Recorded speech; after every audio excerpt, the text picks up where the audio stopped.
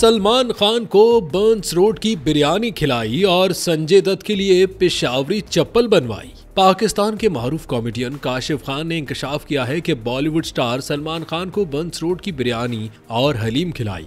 Comedian Kashif Khan ने हाल ही में एक पॉडकास्ट में शिरकत की और इस दौरान मुख्तलिफ मौज़ूआत पर इजहार ख्याल किया। उन्होंने कहा कि रबीका 1.5 साल की थी जब उन्हें कुमकुम गोद में लेकर खड़ी थी। ये वो दौर था जब उन्हें हम बताते थे। वो कहते थे कि हमें काशिफ भाई की बेगम से मिलना है कि वो उन्हें कैसे बर्दाश्त करती हैं, क्या वो घर में भी लतीफे सुनाते हैं। कॉमेडियन ने कहा कि संजय दत्त को पेशावरी चप्पल चाहिए थी तो मैंने उन्हें ली मार्केट से बनवा कर दी। गोविंदा को स्याह कमीज सलवार चाहिए था, वो करीम सेंटर से लेकर दिया। सलमान खान के लिए बर्न्स रोड से बिरयानी और हलीम लेकर गया। काशिफ खान ने कहा कि अब तो हालात ऐसे हैं कि ये नामुमकिन है। वो दौर ऐसा था कि मुंबई ऐसे जाते थे जैसे नाजमाबाद जा रही हैं।